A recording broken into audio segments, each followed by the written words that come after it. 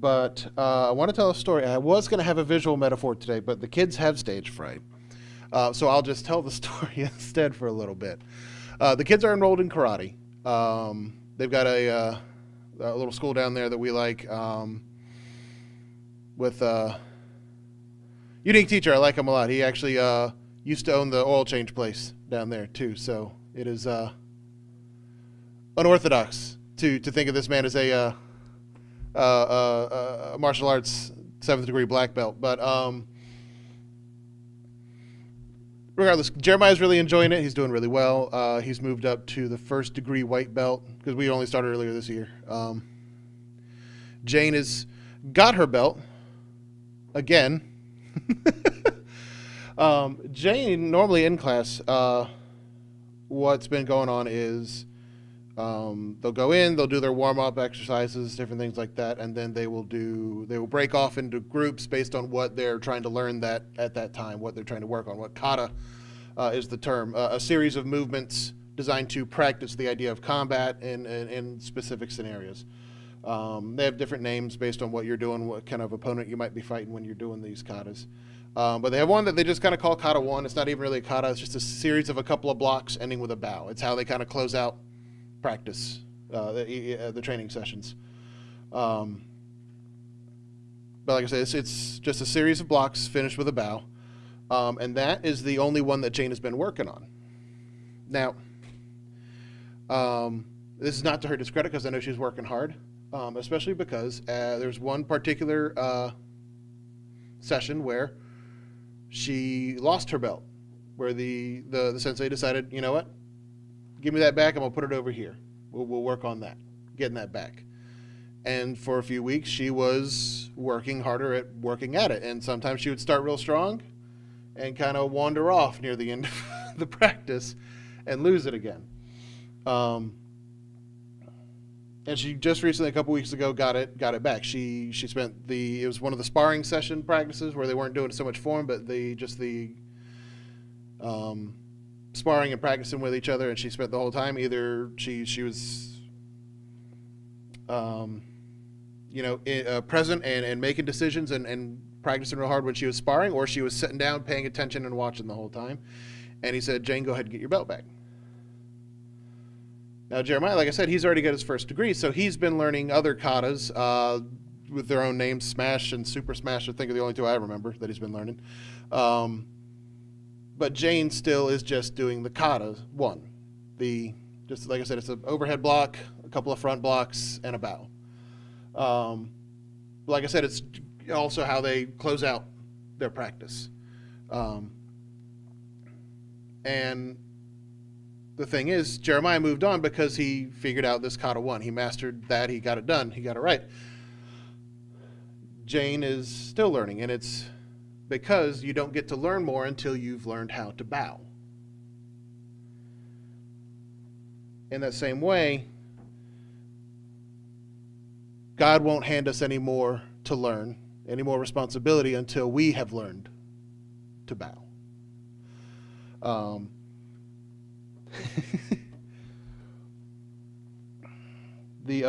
want to go to Matthew, I guess. I don't know if his friends called him Matt for short or not. That'd be interesting, wouldn't it? We know some of them had names. They're like, no, we call him Peter though.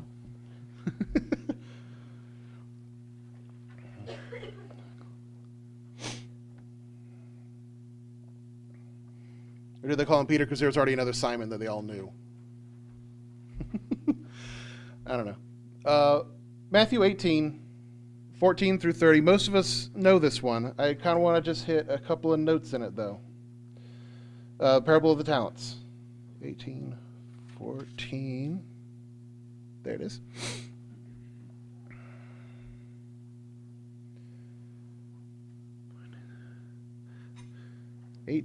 Verse 14 is not the parable of the talents. I wrote this down wrong.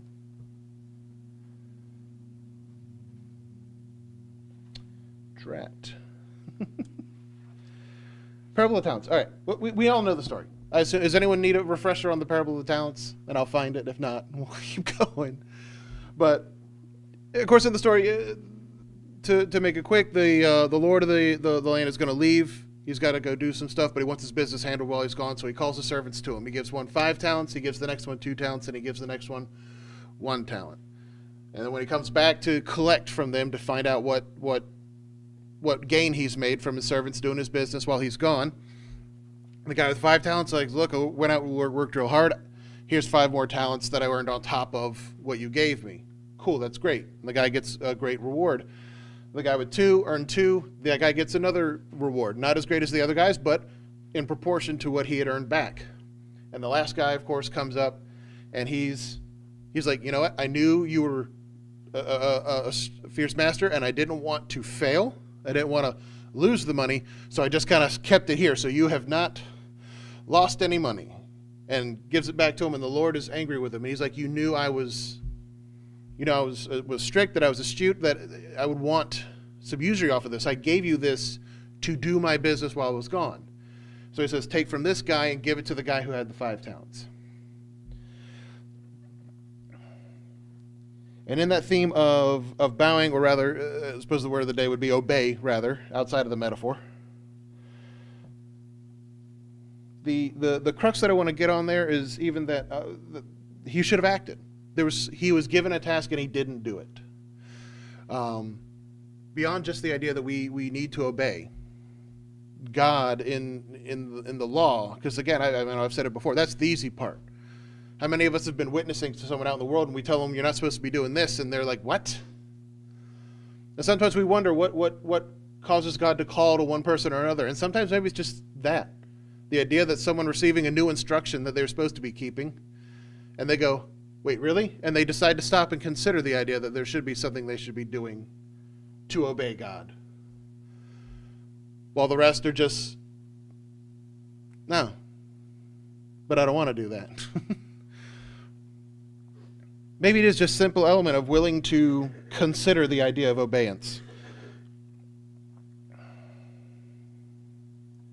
That we receive that bit, that he's willing to call us, because again, just that little bit of something is enough that he can work with, that he can give us a little bit and see what we do with it.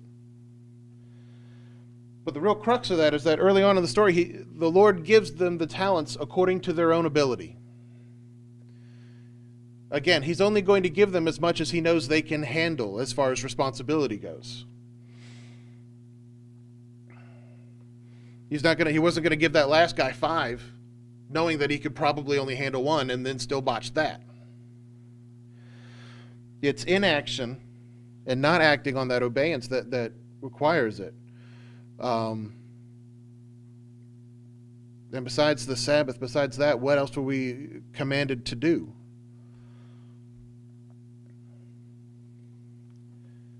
Christ's Great Commission was to go out and preach unto the world, but not every single one of us is going to be preachers. We know that we have our own offices, as it were. In Romans 12, I'm going to jump there now, since I can't read through the part I wrote down wrong. You can jump over to Romans 12. We'll start there in just a minute. Oop.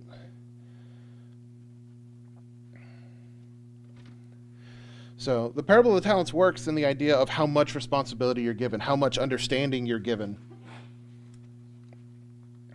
But it's not specific, in so much as that I would never call on someone and ask them to say, hey, you have to go help Sherry with her charity work. Charity is something that speaks to Sherry, and she does it well, and it's something that fills her with something. I would never ask that of them. So many ministers I've heard say they didn't ask for this, but here they are speaking. I know I didn't. I have awful stage fright vibes. I don't know. Sherry even mentions doing something at talent shows at the feast sometimes, and my back just tenses and I start to sweat just mentioning the idea that we should be up on stage in front of people. And she's like, but you speak at Infuse. You do sermons and sermonettes. And I was just like, and I'm not collapsing, so I'm doing something right.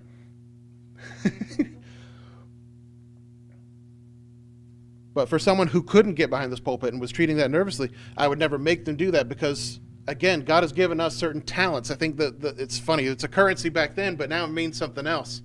And I think it works really well these days, in that he's given us different gifts, and that we need to act in these gifts. We can't sit on them. We can't let them squander. You know, we have to act on them when we're given the opportunity to do them. Where was I? 12. That's what I wanted.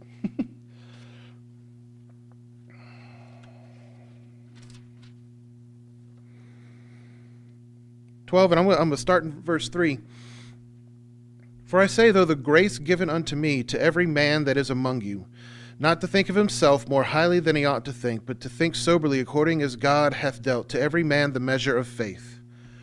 For as we have many members in one body, all members have not the same office. For we being many are one body in Christ, and every one members one of another, having then gifts differing according to the grace that is given to us, or to each his own ability, as it was in the talents parable. Whether prophecy, let us prophesy according to the proportion of our faith, or ministry, let us wait on our ministering, or he that teaches on teaching, or he that exhorts on exhortation. He that giveth, let him do it with simplicity. He that ruleth with diligence. He that shows mercy with cheerfulness. We'll keep going in a minute. How often it is that when we see people not using their gifts, that it becomes squandered. There was a guy who was real important to us who had a gift for writing and witnessing. He was just good at it, but it wasn't the gift he wanted. He didn't. He would say, "Oh, I can do is right." He wanted one of those big deal ones, like speaking or something like that. He wanted something more, and unfortunately, because he wouldn't act on the ability to write, he wouldn't act on his ability to witness.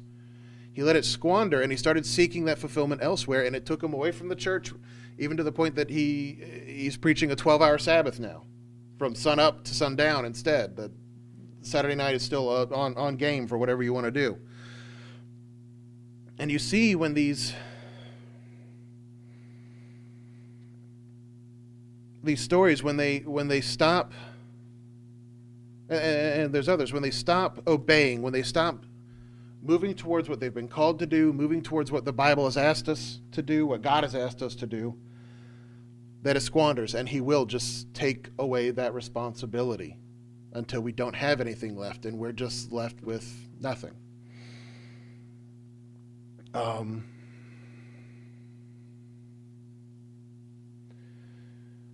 Let's see. There was another instance. A gentleman started trying to cross-reference the Bible with Hammurabi's Code in a certain group, and it completely backfired. And it's like Hammurabi's Code, he tried to say, was something that was contemporary with the Bible, so it was built on a lot of the same things. And it's like, no, but God didn't write the Hammurabi's Code.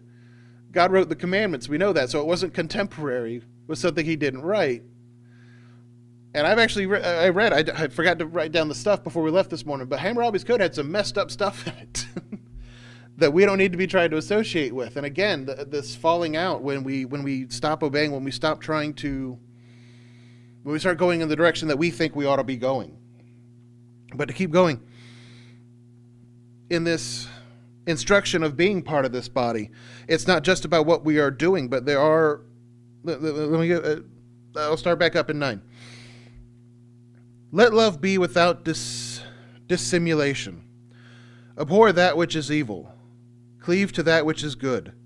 Be kindly affectioned to one another in brotherly love, in honor, preferring one another, not slothful in business, fervent in spirit, serving the Lord, rejoicing in hope, patient in tribulation, continuing instant in prayer, distributing to the necessity of the saints, given to the hospitality. Bless them which persecute you, bless and curse not. Rejoice with them that do rejoice, and weep with those who weep. And the same idea that we have our own gifts that we need to be working on, we cannot forget about the rest of the body. Everything in the body meant to help one another, to work together. The bicep doesn't get anything done unless it has a tricep. If I can use that metaphor, the bicep pulls the arm up, the tricep is what pulls it back down, and if one is gone, the other doesn't work. without the other, that constant pull and back and forth, the different systems in the body that all support each other. And the systems that start to break down and we go, oh, why is this hurting me so much? It's letting you know so that the brain can go figure out what's wrong with that part of the body and fix it.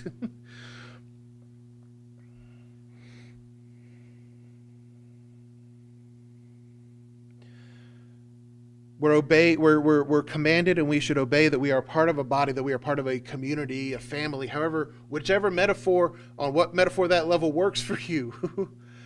Be a part of it. Participate in it. I'm going to keep going. 16. Be of the same mind, one toward another. Mind not high things, but condescend to men of low estate. Be not wise in your own conceits. Recompense to no man evil for evil. Provide things honest in the sight of all men. If it be possible, as much as lies within you, live peaceably with all men. Dearly beloved, avenge not yourselves, but rather give place unto wrath, for it is written, Vengeance is mine, I will repay, saith the Lord. Therefore, if thine enemy hunger, feed him, and if he thirst, give him drink. For in doing so, thou shalt heap coals of fire onto his head. Be not overcome of evil, but overcome evil with good. We're commanded to be like Christ. These are the things that he did while he was here. He helped people. The people who came to arrest him, he still healed that man's ear. He still blessed the people who were torturing him. He still refused to strike back against them. And just like what was said in conversation the other day, I'm going to use Rich Mullins here. Rich Mullins had an understanding of the Bible that a lot of people didn't like. The musician came brought up yesterday. He gets brought up a lot with the Wilkes. Sorry. People didn't always like the way he liked the Bible. He, despite being a Sunday keeper, knew that the Sabbath was something else and something that God had set apart, despite the fact that Sunday was the day of worship. That he was attending. He believed in the resurrection, not the rapture, and people really didn't like that he didn't do that too. There are a lot of people that caught him flack on that. Just because we're here on the tabernacle doesn't mean we've got a lock on everything either. Not everyone out there is necessarily the enemy. There's only one enemy out there trying to mess with us all. They're still part of the body. Everyone out there, because they're still part of what God put down here, this giant organism that we are constantly trying to destroy ourselves.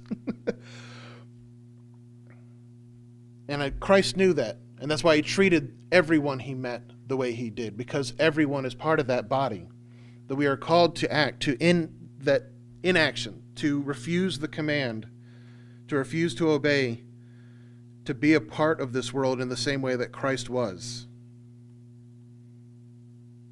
That's what gets our talent taken away. That's our obligation, our obedience. Just remember that no matter what task we're put in front of us, no matter what we have in front of us, it's all because we were willing to bow that gives us power.